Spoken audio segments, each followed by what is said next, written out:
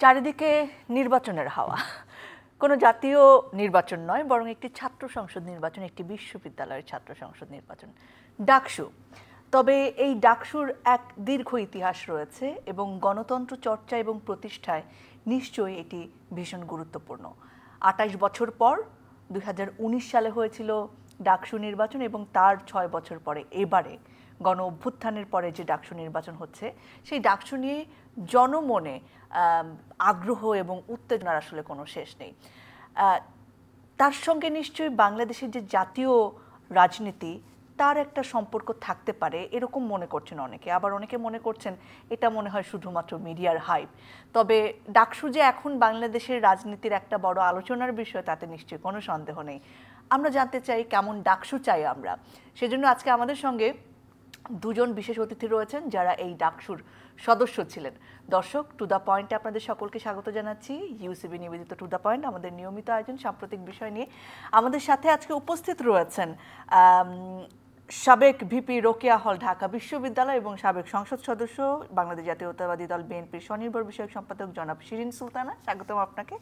আমাদের সাথে রয়েছেন ইতিহাসের অন্যতম আলোচিত ভিপি ডাকসু, ভিপি নুরুল হক নূর, সভাপতি গণ অধিকার পরিষদ। আপনাকেও স্বাগত, অনেক ধন্যবাদ আমাদের সময় দেওয়ার জন্য।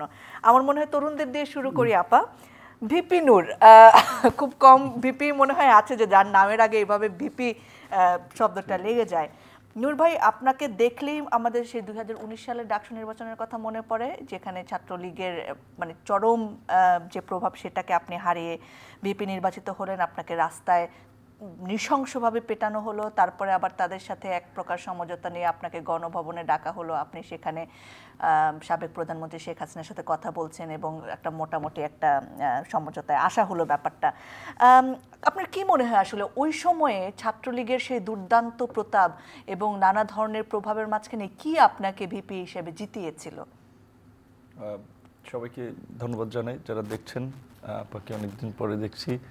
ডাকসুর তার একটা পরিচয়, কিন্তু তার হাজবেন্ড হচ্ছে খায়রুল কবির খোকন ভাই, ডাকসুর জিএস ছিলেন। আবার সে নিজে রোকে হলের ভিপি ছিলেন। দুই দিক থেকে আপা আর কি আমাদের 1990 সেই চরম সময়ে ওই আরেকটা ঐতিহাসিক ডাকসুর এবং হল সংসদের। প্রথমত আসলে ২০১৯ সালেও যে ডাকসু নির্বাচনটা হবে, আমি নির্বাচনের দিনও বিশ্বাস করতে পারিনি যে নির্বাচনটা হচ্ছে, এবং শেষ পর্যন্ত তাই আমার আশঙ্কাটা অনেক ক্ষেত্রে বাস্তব হয়েছে। যে আমি 12টা পর্যন্ত আমি দেখছিলাম যে অন্যান্য হলে বা ক্যাম্পাসে কার্যক্রম কি, শিক্ষার্থীদের ভোটের অবস্থান কি, সাধারণ শিক্ষার্থীরা আসছে কিনা, নাকি হলের শিক্ষার্থীরাই শুধু ভোট দিচ্ছে। আবার দেখলাম যে ছাত্রলীগ ভোট দেওয়ার পরে লাইনে দাঁড় করাইয়া রাখছে যে জাতীয় নির্বাচনের মতো, যে দেখাচ্ছে যে শিক্ষার্থীরা উৎসব মুখর পরিবেশে ভোট দিচ্ছে। তো এগুলো দেখতে দেখতে দুপুর 12:30টার দিকে আমি ভাবলাম যে আমার ভোটটা এবার আমি দেই। তো ওইটা দেওয়ার জন্য আমার হলে যাব। মহসিনুল ছিল আমার হল গেটে। আসলে আপনার শুনতে পেলাম যে আপনার কুয়েত মৈত্রী হলের মেয়েরা আপনার আগের রাতে ব্যালট বাক্স উদ্ধার করেছে, সিল মারা। রোকেয়া হলেও সেম ঘটনা। তো আমি কাছে রোকেয়া হল থেকে আপার হল, ওই হলে আর কি যাওয়ার চেষ্টা করলাম। তো ওই হলে গিয়ে আসলে এমন একটা পরিস্থিতি, এই কথা তো মানে আলোচনা করা মুশকিল। মানে হল তো ছাত্রলীগের নিয়ন্ত্রণে ছিল। সে সময় হলের প্রবোস্ট হচ্ছে ছাত্রলীগের আপনার সেক্রেটারিকে ফোন করে আনছেন যে রাব্বানি, এখানে তো ভিপি নূর, এই তখন তো নূর বলতো, এখানে তো নূর আসছে, দেখো তো ওরা ঝামেলা করবে। তারা তাদের লোকজন নিয়ে চলে আসলো এবং আমি তাদের চোখের ভাষা দেখতেছিলাম, মেয়েদেরকে ইঙ্গিত দিচ্ছিল যে আমার উপর আক্রমণ করার জন্য। হ্যাঁ, সো এখন এমন একটা পরিস্থিতি, ওইখানে মেয়েরা, আর আমি তো হলে প্রার্থী হিসেবে আমি ঢুকছি, আমার সাথে দু একজন মধ্যে ঢুকেছিল। আর যেহেতু আমি ওইভাবে কোনো বড় বা প্রতিষ্ঠিত রাজনৈতিক সংগঠনেরও নেতা না, সেই সুবিধা আমার সাথে অত কর্মী বাহিনী ছিল না। তো কয়েকটা মেয়ে ছিল, একটা মেয়ে ছাত্র ফেডারেশনের ছিল, আরও 2-3টা মেয়ে যারা ওই আমাদের কোটা সংস্কার আন্দোলনের কারণে আমাদের কিছু কি প্যান্টাস তৈরি হয়েছিল, যে আমাদের সাথে সম্পর্ক বা পরিচয় ছিল। তো তারা এটা দেখে দেখে তারা আমাকে বুঝছে, ভাই আপনার এদিকে চলে আসে। একটা মেয়ে রীতিমতো সিনেমা স্টাইলে হাত ধরে টান দিয়ে আমাকে কিন্তু তাদের মধ্যে নিয়ে ঘেরাও করে ফেলেছে। রাইট, ওরা আমাকে তখন প্রোটেকশন করেছিল আর কি। তো ওই পরে তো কার্যত এখানে তো হাতাহাতি এবং হামলা হয়েছিলই। আপনাকে কি জিতিয়েছিল সেটা বলছি। পরে আমি কিন্তু ওইখান থেকে হসপিটালে, আমি আর জানি না যে ডাকসুর ফলাফল রেজাল্ট কি হয়েছে। আর নির্বাচনের ক্ষেত্রে আমার যেটা মনে হয় যে ভোট পাওয়ার ক্ষেত্রে শিক্ষার্থীদের সবচেয়ে বেশি আমার জন্য কাজ করেছে যে 2018 সালে এই যে আজকের যে ঐতিহাসিক কোটা সংস্কার আন্দোলন, যে আন্দোলন 2018 সালে আমরা শুরু করেছিলাম এবং নেতাদের মধ্যে আমি অন্যতম ছিলাম, এবং সেই আন্দোলন আমরা 17ই ফেব্রুয়ারি থেকে শুরু করে প্রজ্ঞাপন হয়েছে 4 অক্টোবর, প্রায় 8 মাস প্লাস আন্দোলন করেছিলাম। একটা সিম্পল ইস্যুর আন্দোলন 8 মাস আমরা টেনে নিয়ে গেছি, এবং যেটা একেবারেই ছাত্রদের একটা আসলে খুব প্রাণের দাবি ছিল। সো এই আন্দোলন করতে গিয়ে যে হামলা মামলা, এটা শিক্ষার্থীদের কিছুটা সমর্থন জুগিয়েছে, এবং বিশেষ করে ওই রকমের একটা পরিস্থিতিতে যেখানে একদলীয় শাসন, ক্যাম্পাসে ছাত্রলীগের একটা আধিপত্য, তার মধ্যে থেকে ছাত্রলীগের বিরুদ্ধে কথা বলা, সরকারের সাধারণ শিক্ষার্থীদের ভয়েস হয়েছে, শিক্ষার্থীদের ভয়েস হয়ে ওঠাটাকে শিক্ষার্থীরা হয়তো পছন্দ করেছে, যেটা হয়তো ভোট পেতে। ওকে, আমি একটু আপার কাছে যেতে চাই। আপা, আপনার সাথে কিছুক্ষণ আগেও আমার কথা হচ্ছিল যে এইবারের মতো এত সংখ্যক প্রার্থী আর মনে হয় কোনো ডাকসু নির্বাচনে হয়নি, এবং উল্লেখযোগ্য সংখ্যক নারী প্রার্থী রয়েছেন। আপনাদের সময়কার নারীদের অংশগ্রহণ, নির্বাচন এবং পরিবেশ রাজনীতির, এবং এই সময়কার পরিবেশ তো আপনি দেখছেন, সেটার মধ্যে কোনো পার্থক্য দেখেন কি?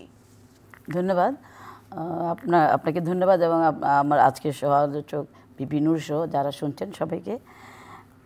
পার্থক্য তো অবশ্যই আছে। তখন তো আসলে একটা পরিবেশ ছিল, আমরা এরশাদ বিরোধী আন্দোলনের মুভমেন্টে ছিলাম, এবং তখন সে তো মানে ছাত্রলীগ, ছাত্র দল, জাসদ, সব ছাত্র সংগঠন আমরা একসাথে ছিলাম, যে কারণে একটা পরিবেশটা অন্যরকম ছিল। এবং সেখানে আমরা সকল দলে, মানে রাজনীতির বাইরে আমরা সকলে একত্রে একটা পরিবেশ ছিল। এবং আমরা দেখা গেল যে সন্ধ্যার পরে হল যখন বন্ধ হয়ে যায়, সব রাজনৈতিক দলের নেত্রীরা আমরা তখন একত্রে গল্প করি। এটা শুধু আমাদের রোকে হলে না, শামসুন্নাহার হল, তখন কুইতমৈত্রী হলটা তখনও হয়নি, কুইতমৈত্রী হল নির্বাচনের কিছুদিন আগে হয়েছে, যে কারণে আমাদের হলগুলোতে আমাদের একটা সহ অবস্থান ছিল সবগুলো রাজনৈতিক দলের। এবং সেখানে দেখা গেছে যে আমাদের হলের যে প্রবলেমগুলো নিয়ে, হলের যে খাবার দাবার নিয়ে, হলের পরিবেশ নিয়ে, হলের বিভিন্ন সমস্যা নিয়ে আমরা কিন্তু সবগুলো রাজনৈতিক দল একত্রে হয়ে যেতাম, সেটা প্রশাসনের বিরুদ্ধে। তো সেখানে একটা অন্যরকম পরিবেশ অবশ্যই আলাদা ছিল। এবং এইবার যেটা লক্ষণীয় যে এবার অনেক, কিন্তু এটা ঠিক যে এইবার যেভাবে নারী প্রতিনিধি আমরা দেখছি নির্বাচনে অংশগ্রহণ করছে, সেটা ওই সময় অতটা, বিশেষ করে ডাকসুতে ছিল না। কিন্তু হল সংসদে আমরা যারা যেভাবে হয়, হল সংসদগুলোতে আমরা আমাদের যে বিভিন্ন দলের রাজনৈতিক দল, সেখানে আমরা দলগতভাবেই আমরা প্যানেল দিয়েছি, ছাত্রলীগ আমরা বা ছাত্র ইউনিয়ন বা বাম সংগঠনগুলো আলাদা আলাদা। সেখানে কিন্তু প্রার্থী সংখ্যা বেশি ছিল, বাট কিন্তু তার রাজনৈতিক আবরণে ছিল। এবার যেটা হয়েছে সেটা হচ্ছে যে তাদের মনে করছে তার ব্যক্তিগতভাবে, এবার যেহেতু যেহেতু একটা অভ্যুত্থানের মধ্য দিয়ে এবার এই ডাকসুটা হচ্ছে, এখানে প্রত্যেকের একটা ফেস ভ্যালু তৈরি হয়ে গেছে। তারা নিজেরাই মনে করছে যে আমরা এককভাবে আমরা আমাদের যে পরিচিত আমরা নির্বাচন করি না কেন, সেই জন্য এবার নারী প্রার্থীদের সংখ্যা অনেক বেশি দেখা যাচ্ছে। আপা, আরেকটা জিনিস নিয়ে আমরা বলছিলাম যে সেনাবাহিনী মোতায়েন করা নিয়ে ডাকসু নির্বাচন, এটাকে আপনি কিভাবে দেখছেন, পজিটিভ নাকি নেগেটিভ? না, আমি এটাকে পজিটিভ হিসেবে দেখছি না। আমি মনে করি যে ঢাকা বিশ্ববিদ্যালয় প্রশাসন যদি, আমার কিন্তু যেটা ব্যক্তিগত মতামত, যে কোনো দলীয় না, আমি যেটা মনে করি যে বিশ্ববিদ্যালয় প্রশাসন যদি মনে করে যে তারা সাফিসিয়েন্ট ছিল, তাহলে কিন্তু তারা আর্মিকে ডেকে আনতো না। তার মানে আমাদের ওই সময় কিন্তু পুলিশকেই আমরা আমাদের ক্যাম্পাসে আমরা প্রবেশ করতে দেইনি। আমরা মনে করেছি আমরা ছাত্ররা আমাদের অধিকার আদায় আমরাই যথেষ্ট, সেখানে পুলিশকে আমরা কেন এখানে আমাদের বিশ্ববিদ্যালয়ের ভিতরে আমরা অপমান মনে করেছি। তো এইবারের ছাত্র যারা প্রতিনিধিরা ইলেকশন করছে, তারা এটাকে কীভাবে গ্রহণ করছে, এটা আমার কাছে একটু অবাক লেগেছে। কারণ আমরা মনে করি না যে বিশ্ববিদ্যালয় প্রশাসন যদি সত্যিকার অর্থে তারা নিজেদেরকে স্বাবলম্বী মনে করতো, তাহলে আমার মনে হয় না যে বাইরে এভাবে আর্মি রাখার প্রয়োজন আছে। অনেকে বলছে যে জাতীয় নির্বাচন যেখানে এত কাছে, যদি ফেব্রুয়ারিতে হয়, তাহলে মানে একটা ডাকসু নির্বাচনে যদি সেনাবাহিনী মোতায়েন করা লাগে, তাহলে জাতীয় নির্বাচনের পরিবেশ আসলে কিভাবে কন্ট্রোল করা হবে? অবশ্যই এটা প্রশ্ন এসেই যায় যে যদি একটা ডাকসু নির্বাচন, যেখানে একটা মানে একটা সুরক্ষিত একটা জায়গার মধ্যে দিয়ে নির্বাচন হচ্ছে, সেখানে বিশ্ববিদ্যালয় এবং ঢাকা বিশ্ববিদ্যালয়, হ্যাঁ, ঢাকা বিশ্ববিদ্যালয়ে বহিরাগতরা যাবে, এখানে গন্ডগোল করবে, এটা বিপিনুর যে ইলেকশন করেছে তখনও তো হয়নি। তা কাজে এই সময় তো আরও হওয়ার প্রশ্ন ওঠে না। সেখানে আর্মিকে এনে বা পুলিশ এনে আমাদের ছাত্রদেরকে, বা তারা, এখন আমার মনে হয় যে বিশ্ববিদ্যালয় প্রশাসন খুব ভালো করে জানে ওনারা কোনো শঙ্কা করছেন কি না, এটা আমার সন্দেহ। ওনারা কোনো শঙ্কার কারণে ওনারা আর্মি নিয়ে এসছে কিনা সেটা আমার বোধগম্য না। ইজ ইট বিকজ আপনি মনে করেন যে মব ভায়োলেন্স হচ্ছে কিংবা নানা ধরনের ষড়যন্ত্রের গন্ধ পায় বলে মনে করেন অনেকে, এই জন্যও হতে পারে নিশ্চয়ই? না, সেটা মব ভায়োলেন্সটা তো এটা তো সারা দেশব্যাপী হচ্ছে। হ্যাঁ, কিন্তু বিশ্ববিদ্যালয় সেটা কন্ট্রোল করতে না পারাও তো একটা ব্যর্থতা। না পারতে পারে, সেটা তো সরকারের ব্যর্থতা। সেটা বিশ্ববিদ্যালয়ে এই ইলেকশনকে কেন্দ্র করে মব সৃষ্টি হতে পারে, তার জন্য আর্মি মোতায়েন, এটা আমি মানতে পারছি না। নূর ভাই, আপনার কাছে আমি যেতে চাই যে আপনি যখন দায়িত্ব নিলেন, আপনার কি দায়িত্ব পালন করতে পেরেছিলেন? এবং ডাকসু যারা নির্বাচিত হবে তাদের দায়িত্বের এখতিয়ার কতটুকু, এটা আমি জানতে চাই। কারণ অনেকের নির্বাচনী ইশতেহার শুনে মনে হচ্ছেন যে তারা আসলে জাতীয় নীতি নির্ধারক পর্যায়ে চলে গেছেন, মানে ডাকসুর ঢাকা বিশ্ববিদ্যালয়ের স্বায়ত্তশাসন তারা ফিরিয়ে দেবেন কিংবা এরকম নানা জাতীয় পর্যায়ের যে নীতি নির্ধারণ সেই জিনিসগুলোকে তারা আসলে তাদের নির্বাচনী ইশতেহারে দিচ্ছেন। এগুলো কি সত্যিকার অর্থে করা সম্ভব ডাকসুর সদস্য হয়ে?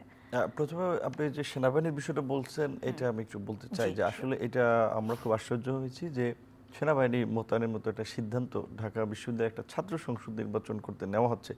এর কিন্তু অনেকগুলো মিনিং দেয়। ধরেন ন্যাশনাল ইন্টারন্যাশনালি কিন্তু একটা মেসেজ দিচ্ছে যে দেশের পরিস্থিতি খুব ভালো না, ল অ্যান্ড অর্ডার খুব ভালনারেবল, যেখানে একটা ছাত্র সংসদ নির্বাচন করার জন্য সেনাবাহিনী মোতায়েন করতে হচ্ছে।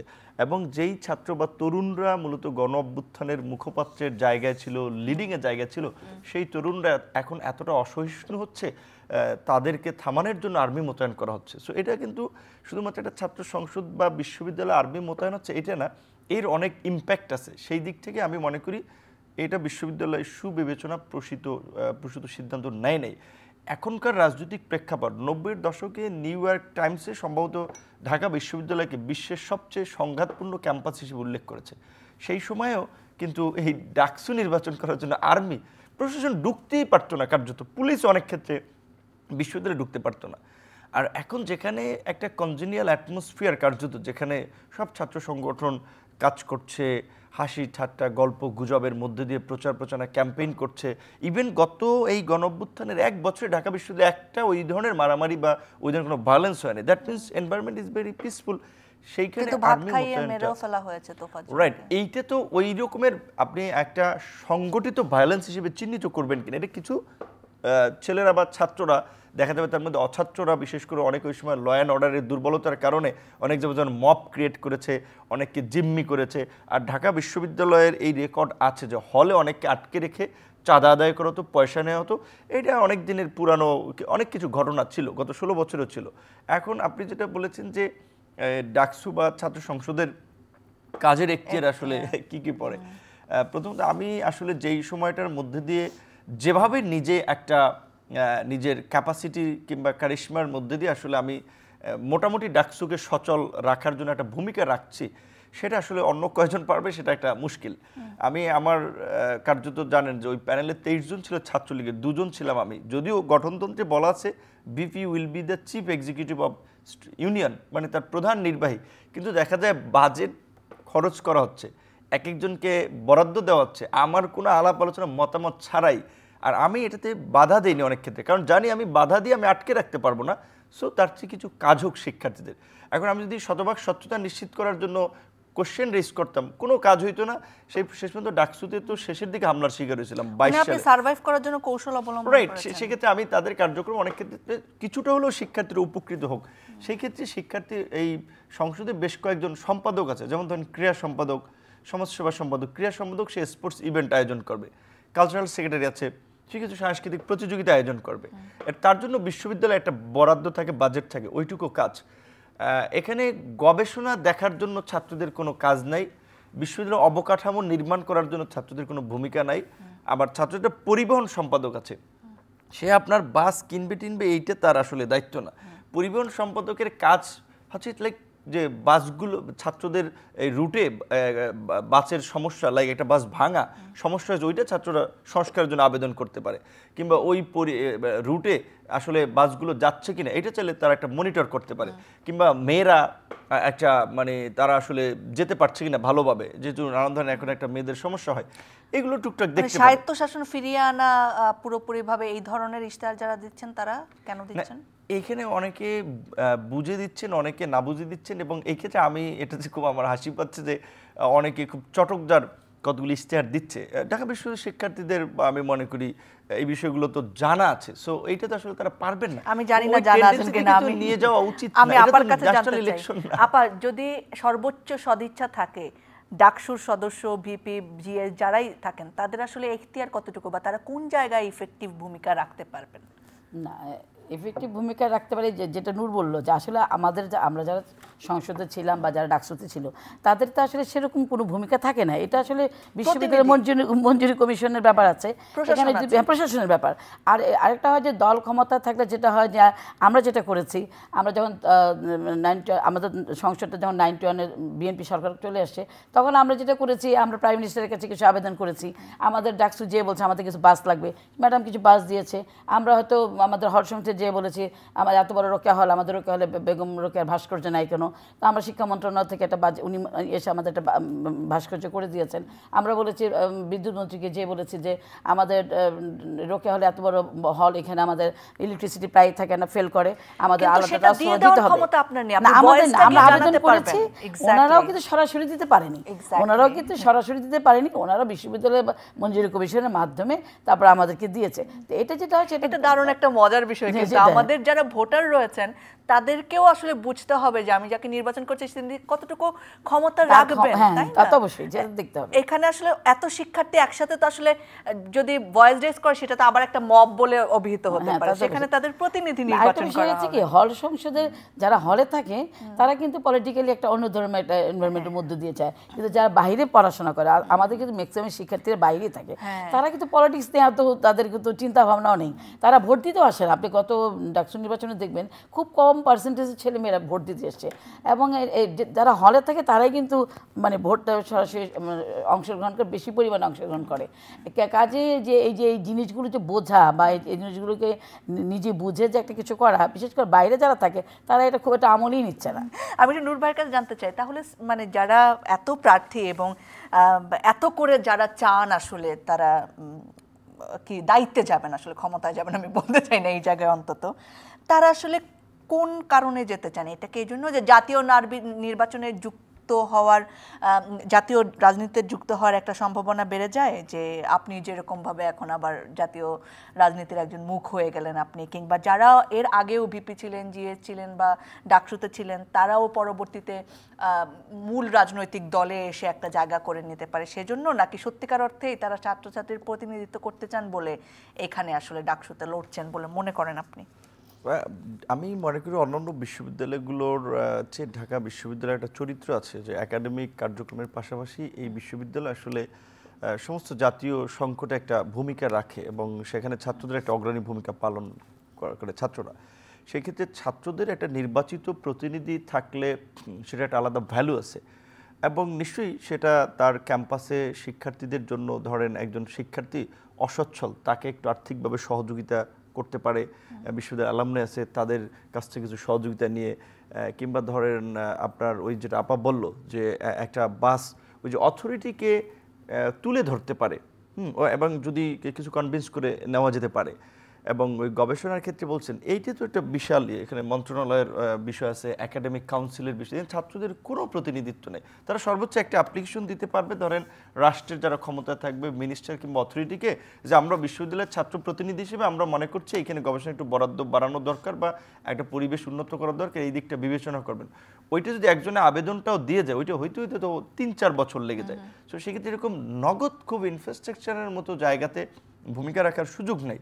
তবে এখানে ধরেন ঢাকা বিশ্ববিদ্যালয়ের যে একটা ঐতিহ্য বা উল্লেখযোগ্য দিক হচ্ছে, যেটা একাডেমিকের পাশাপাশি রাজনৈতিক, সামাজিক, সাংস্কৃতিক যে একটা ভূমিকা রাখার, সেই জায়গা থেকে এখন তো বিশ্ববিদ্যালয়ে আসলে ওই ধরনের ওপেন মুক্ত সাংস্কৃতিক চর্চাগুলো আগে যে ধরনের অনুষ্ঠানগুলো হতো ওইগুলো খুব বেশি হয় না। পলিটিক্যাল ছাত্র সংগঠনগুলোর এতটা আধিপত্য থাকে, বিশেষ করে ক্ষমতাসীন দলের, সেই কারণে হয় না। সেক্ষেত্রে পলিটিক্যাল পার্টির দেখবেন ক্ষমতাসীন দলের বাইরে সাধারণত ডাকসুতে সবসময় জয়ী হয়েছে যারা বিপিজিএস পদে ছিলেন। কারণ হচ্ছে শিক্ষার্থীরা তাদের ভয়েস হিসেবে কিংবা দেশের মানুষের জন্য কিংবা জাতীয় বিবেচনাই হয়তো তাকে ভোট দিয়েছে, সেই জায়গা থেকে তো তার জাতীয় রাজনীতিতে তার একটা প্রোফাইল তো হচ্ছে যে সে ডাকসুর ভিপি ছিলেন কিংবা একটা পদে আপনার নির্বাচিত ছিলেন। তো তো এটা ইতিবাচক দিক। পাশাপাশি আবার প্রকৃত অর্থে কিছু শিক্ষার্থীরা আছে যারা একেবারেই মনে করে যে অন্তত ক্যাম্পাসে কিছু কাজ করে শিক্ষার্থীদের মাঝে স্মরণীয় হয়ে থাকা, সেটা হতে পারে ছোট কাজ। আপনি কোনটা চিকিৎসাবিদ্যা আমি প্রধানত আমি বিশেষ করে যেহেতু বাংলাদেশের দীর্ঘদিন ধরে একটা গণতন্ত্রহীন অবস্থায় বাংলাদেশ আছে এবং ঢাকা বিশ্ববিদ্যালয় আমার একটা বিশ্ববিদ্যালয়, যে বিশ্ববিদ্যালয় একটা রাষ্ট্রকে জন্ম দিয়েছে, এটা অনেক রাষ্ট্র বিশ্ববিদ্যালয়ে জন্ম দেয়, কিন্তু এই বিশ্ববিদ্যালয় হচ্ছে একটা বিশ্ববিদ্যালয় যেটা দেশকে জন্ম দিয়েছে, জন্ম দেওয়ার যুদ্ধে অবদান রেখেছে। কার্যত ওই অবদান রাখা মানেই জন্ম দিয়েছে। কারণ ঢাকা বিশ্ববিদ্যালয় থেকে এই ভয়েস না আসলে, এই আন্দোলনের এই যে দেখেন যে স্বাধীনতার ইশতেহার, পতাকা উত্তোলন, সমস্ত সংগ্রামকে ঢাকা বিশ্ববিদ্যালয় আসলে কার্যত লিড দিয়েছে। একটা জাতির আপনার একটা ভাষাকে আপনার রক্ষা করার জন্য একটা আন্দোলনের মাধ্যমে সেই জাতির তার মায়ের ভাষাকে ফিরিয়ে দিয়েছে। এই ডেডিকেশন এবং ঐতিহ্যের জায়গা থেকে আমি অবশ্যই প্রাধান্য দিচ্ছি যে আমি ডাকসুর ভিপি নির্বাচিত হতে পারলে অবশ্যই ফ্যাসিবাদের বিরুদ্ধে একটা আন্দোলন আমরা তৈরি করব এবং শিক্ষার্থীদেরকে যে প্রতিবাদী করে তোলা সেটা আমার জায়গা থেকে। কারণ একাডেমিক বলেন শিক্ষার্থীদের খুব বেশি ওইসব ফাংশনে আমার সুযোগ থাকতো না, কারণ গভর্নমেন্ট আওয়ামী লীগের, তারপরে সব আমার বিপরীত। সো আমি যেই লক্ষ্য উদ্দেশ্য নিয়ে ডাকসু নির্বাচনে অংশ নিয়েছি, বিপি নির্বাচিত হয়েছে এবং আমি সেটা পূরণ করেছি। যে আমি কিছু ফেস তৈরি করেছিলাম, কিছু অ্যাক্টিভিস্ট, এই জন্য আজকের নাহিদ আমার প্যানেল থেকে কিন্তু কালচারাল সেক্রেটারি পদে নির্বাচন করছে। আসিফ সে সময় বিশ্ববিদ্যালয় ফার্স্ট ইয়ার, হ্যাঁ জিতেছিল না হেরেছিল না, জিতে নাই, আসিফ হ্যাঁ, আক্তার সমাজসেবা সম্পাদক ছিল। সেরকম এই সময়ের যারা, আক্তার জিতেছিল শুধু, আর বাকিরা হেরেছিল। এই ছেলেগুলো বা এই তরুণরাই কিন্তু শেষ পর্যন্ত আমার এই অসমাপ্ত কাজকে এগিয়ে নিল, একটা গণ অভ্যুত্থান ঘটালো। সো এই ডাকসুর এবং তাদের সাথে আপনাদের নানা কারণে বিভেদ, রাজনৈতিক স্বার্থ বা রাজনৈতিক আদর্শ ডিভিশন, এই জায়গা থেকে মতভেদ থাকতেই পারে। আপা আপনার কাছে আসতে চাচ্ছি আমি, এই যে ছাত্র সংসদ নির্বাচনের বেলায় জাতীয় দলগুলো চরমভাবে সম্পৃক্ত হয়ে গেছে, সেটা আপনি আমাদের মিডিয়ার ইয়েতেই বলেন, যে কোনোভাবেই বলেন, মানে প্যানেল দেওয়ার ক্ষেত্রে একেবারে ন্যাশনাল লেভেলের ইনফ্লুয়েন্স আছে কিনা এটাও তো আলোচনার বিষয়। এটাকে আপনি কিভাবে দেখবেন আপা? না, এবার কিন্তু জাতীয়ভাবে ওরকম মানে খুব বেশি আমাদের সময় যেটা ছিল সেটা কিন্তু এভাবে এবার হচ্ছে না, কারণ আমরা তো দলীয় প্যানেলগুলো ভাবে দেখছি না। আমাদের যেটা ছিল, আমরা হল সংসদগুলোতে আমাদের দলীয়ভাবে প্যানেল দেওয়া হতো, ডাকসুতেও তাই, এবং সেখানে একটা প্যানেল পরিচিতি হতো। ওই প্যানেল পরিচিতি সকল রাজনৈতিক দলের একটা করে ডেট দেওয়া হতো, আমরা সেখানে রাজনৈতিক নেতাদের নিয়ে যেতাম এবং সেখানে তারা বক্তৃতা দিতেন, যার যা আদর্শ আমরা তুলে ধরতাম সাধারণ ছাত্রীদের কাছে, তো সে বা ছাত্রদের কাছে। কিন্তু এইটা কিন্তু এবার নেই। এবার কিন্তু মানে দলগতভাবে প্যানেল ছাত্রদল দিয়েছে, শিবির দিয়েছে, কিন্তু আবার বামপন্থী সংগঠন দিয়েছে। কিন্তু এইবার কিন্তু যে হলে হলে যে এই যে প্রচারটা করা, আমি বিএনপি থেকে এসেছি, আমি বামপন্থী সংগঠন থেকে এসেছি, আমি, এটা কিন্তু এবার আর হচ্ছে না, যে কারণে ডাকসু তো ওই ধরনের প্রচারণা হচ্ছে না। আমি যেটা মনে করি যে এই যে ডাকসু দীর্ঘদিন বন্ধ থাকা, এই যে আপনি দেখেন আমরা সেই 90 আমাদের যে একটা লিডারশিপ তৈরি হয়েছে, আমি মনে করি যে বাংলাদেশের যে রাজনীতিতে নেতৃত্ব তৈরিতে হয় এই হল সংসদ, ডাকসু, এগুলো ডাকসু জাকসু আপনার সবগুলো সংসদ থেকে। কিন্তু এই যে দীর্ঘদিন এই যে আজকে বন্ধ ছিল ছাত্র সংসদ নির্বাচনগুলো, আমি মনে করি যে নেতৃত্বের যে আজকে আপনি দেখেন জাতীয় রাজনীতিতে আমাদের কিন্তু নেতৃত্বের একটা বড় সংকট চলছে। আপনি দেখেন 90-এর সেই পরে আবার এখন কিন্তু সেইভাবে দেখা যাচ্ছে না। সেটা ছাত্র সংগঠনগুলিতে বলেন, আমরা কিন্তু উল্লেখযোগ্যভাবে আমাদের নেতৃত্ব কিন্তু আমরা প্রতিষ্ঠিত করতে পারিনি। সেই জন্য আমি মনে করি যে প্রতি বছর আজকে যদি এরকম ডাকসুগুলো অন্তত 1 বছর পর 2 বছর পর যদি হতো, তাহলে আপনি দেখেন কত নেতৃত্ব বেরিয়ে আসতো। কাজে আমরা কিন্তু নেতৃত্বহীন হয়ে গেছি। এই যে ছাত্র সংসদ নির্বাচনগুলোকে আমরা দীর্ঘায়িত করার কারণে আমাদের নেতৃত্ব সংকট, একটা যে জাতীয় রাজনীতিতে নেতৃত্বের সংকট, সেটা কিন্তু এই ছাত্র সংসদ নির্বাচনগুলোর কারণে। আপনি দেখেন যে আমরা যারা ডাকসু এবং হল সংসদ যারা নির্বাচিত হই, তখন হয় কি, আপনার হলে যেমন প্রতি সপ্তাহে একটা করে প্রোগ্রাম থাকতো, আমাদের দাবি দাওয়াগুলো নিয়ে আমরা মেয়েদের সাথে বসতাম, আমাদের প্রভোস্ট আমাদের মেয়েদেরকে ডাকতেন, মাসে একটা সভা হতো, সেখানে সবার মধ্যে আমরা আমাদের মেয়েদের প্রবলেমগুলো তারা বলতো যে আমাদের এই সমস্যাগুলো আমাদের। টেলিভিশনের সময় শেষ, আমি দর্শকদের থেকে একটু বিদায় নিয়ে আসি, কিন্তু প্রিয় দর্শক আমরা অনলাইন সকল মাধ্যমে রয়েছে, চ্যানেলের সাথে থাকুন, থ্যাংক ইউ। তা আমাদের যেটা জিনিসটা হতো যে এই যে সমস্যাগুলো বলা, এটা কিন্তু দীর্ঘদিন ধরে বন্ধ হয়ে আছে। যে এরা কিন্তু বুঝতেই পারছে না এখনকার ছাত্ররা, এরা কি দাবি করবে, এদের কি প্রয়োজন, এরা কাকে কাকে বলবে কিভাবে বলবে এটা জানেই না।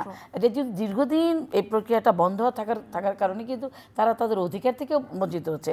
তাই যে প্রতি বছর যে আপনার ডাকসু এবং হল সংসদের জন্য একটা আপনার ফিস কিন্তু না হয়, এ কিন্তু প্রচুর টাকা, এই টাকাগুলো তো ব্যয় হচ্ছে না, বিকজ এখানে কোনো ছাত্র রাজনীতি করতে গেলে যে শুধুমাত্র দলের প্রধান নয় বরং ছাত্রছাত্রীদের কাছে যেতে হয়, এই প্র্যাকটিসটা। আর আমি যখন নির্বাচিত হয়ে যাই, আমরা যখন যে দল থেকে যাই না কেন, যখন আমি নির্বাচিত হয়ে গেলাম তখন তো আমি দলের না, আমি তখন ছাত্র প্রতিনিধি, আমি তো ছাত্রদের প্রতিনিধি। কাজে সেখানে কিন্তু একটা অন্য ধরনের মানে অনুভূতি হয়, আমরা নিজের কাজ করার একটা অনুপ্রেরণা জাগে, আর অন্যরা তখন আমাদের কাছে আসার সুযোগ পায়, যেটা এখনকার ছাত্ররা জানেও না। ট্রু।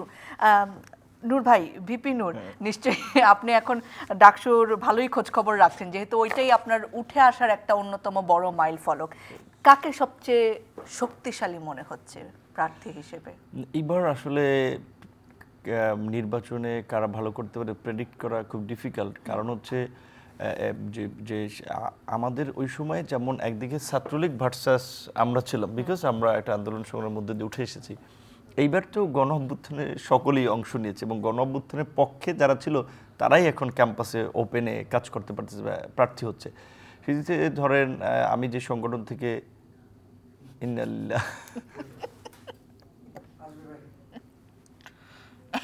আমরা কি চুপ থাকবো না কথা বলবো? আপনি যে ইন্নাল্লাহ বলছেন, মানুষ ভাববে আমি মইরা গেছি। কি লাইভ ছিল নাকি? না না, টেলিভিশন থেকে চলে গেছে, বাট চলতেছে ওই ইয়ে থেকে, অন্ধকারের মধ্যে চলতেছে এখন। এই অনলাইনে কি আমরা আছি এখনো? তাহলে শেষ করে দেন, আই থিঙ্ক, যেহেতু অনলাইনে আর নতুন করে।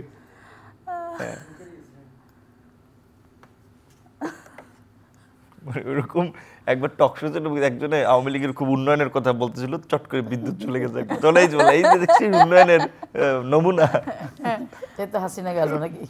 হ্যাঁ, নূর ভাই, এবারের ডাকসু নির্বাচনে কাকে শক্তিশালী প্রতিদ্বন্দ্বী মনে করেন আপনি? আপনার প্রতিদ্বন্দ্বী না, প্রার্থী মনে করেন কাকে? আমি মোটামুটি যারা নির্বাচনে অংশ নিচ্ছে তার মধ্যে প্রায় 5-7 জনকেই আমি শক্তিশালী প্রার্থী। যেমন আমি যে সংগঠন থেকে নির্বাচন করেছিলাম, ছাত্র অধিকার পরিষদের বিনিয়ামিন, ছাত্র দলের আবিদ, ছাত্র বাক্সাস যেটা বাক্সাসের কাদের, আবার উমামা, মানে যারা অংশ নিচ্ছে বেশ, আমি বললাম যে এককভাবে কাউকে আসলে মার্কিং করা সম্ভব না। সবার নামই বলে দিলেন ভাই। হ্যাঁ, কারণ হচ্ছে সবাই আন্দোলনের পরিচিত মুখ এবং তাদের একটা ডেডিকেশন গত 7-8 বছর আছে। যদিও আপনি শুরুতে যেটা বলছিলেন, ইন্টারেস্টিং বিষয় হচ্ছে এই ডাকসু নির্বাচনটাকে ফেসবুকে বা সোশ্যাল মিডিয়ায়, মেইনস্ট্রিম মিডিয়ায় যেভাবে এটাকে পোট্রে করা হচ্ছে, সেক্ষেত্রে ওখানে দেখলে মনে হবে যে কোনো নির্দিষ্ট ছাত্র সংগঠন বোধহয় ডাকসুতে জিতে গেছে। পরে তাদের যারা এটা নিয়ে লেখালেখি করছে, কথা বলছে, দেখবেন তারা কেউ আমার পটুয়াখালী সরকারি কলেজের ছাত্র, কেউ চিটাগাং ইউনিভার্সিটির বা চিটাগাং কলেজের ছাত্র, কেউ সাতক্ষীরা কলেজের, তাদের সমর্থনটা কিন্তু এখানে খুব বেশি ম্যাটার করে না। ঢাকা বিশ্ববিদ্যালয়ের শিক্ষার্থীরা তো খুব সচেতন, সুতরাং তারা আমার মনে হয় যে ভোটের ক্ষেত্রে এখানে দলীয় প্রার্থীর চেয়ে বা দলের চেয়ে ব্যক্তিগত কর্মকাণ্ডকে বেছে নেবে। সেটা আমি বললাম, এটা আমিও নিজে খুব কনফিউশন যে এরকম নির্বাচন যে আপনার প্রেডিক্ট করা খুব ডিফিকাল্ট।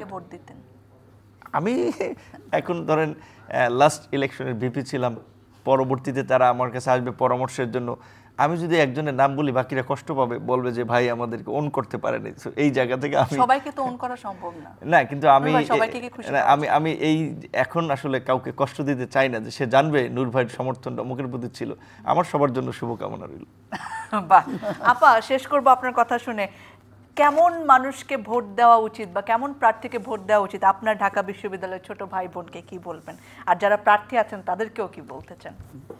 আমি মনে করি যারা এই ডাকসু এই পদের জন্য যোগ্য, যারা এই পদটাকে অলঙ্কৃত করতে পারবেন, তাদেরকে ভোট দেওয়া উচিত। এবং ডাকসুর কিছু ভূমিকা আছে, যেটা নূর বলেছে, যে সেটা ক্যাম্পাসের ভিতরেও আছে, সেখানে তার ছাত্রদের পক্ষে কিছু কাজ করার জায়গা আছে, কিছু অবস্থান আছে। সেখানে যদি সে তার যাকে দিলে এই কাজগুলো তারা করতে পারবে, যার দ্বারা হবে, এমন সে ধরনের প্রার্থীকে তারা বেছে নেবে।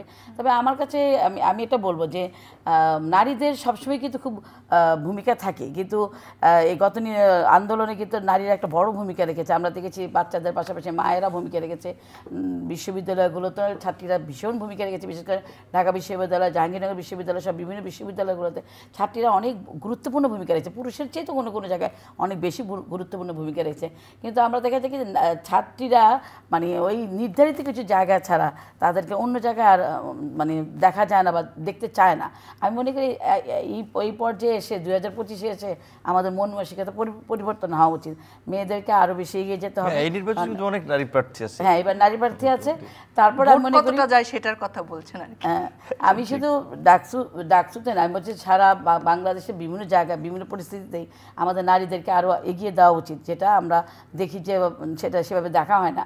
আর ডাকসু নির্বাচনে সকল প্রার্থীর প্রতি আমার শুভকামনা থাকবে, এবং যারা ডাকসুতে নির্বাচিত হয়ে ছাত্রছাত্রীদের পক্ষে কাজ করতে পারবে এবং জোরালো ভূমিকা রাখতে পারবে, তাদের নির্বাচিত হওয়া উচিত বলে আমি মনে করি। আমরাও সেটাই মনে করি, সকল ক্ষেত্রে, শুধুমাত্র ডাকসু নয়, বাংলাদেশের সকল জায়গায় যোগ্য মানুষরা নির্বাচিত হোক, সেটা আমাদের ভোটে কিংবা যেই নির্বাচন করুক না কেন, তারা যেন বাংলাদেশের স্বার্থ কিংবা সংশ্লিষ্ট ক্ষেত্রের স্বার্থকে সবার উপরে রাখেন, এই প্রত্যাশা আজকের আয়োজন শেষ করছি। দর্শক, আবার দেখা হবে, আবার কথা হবে।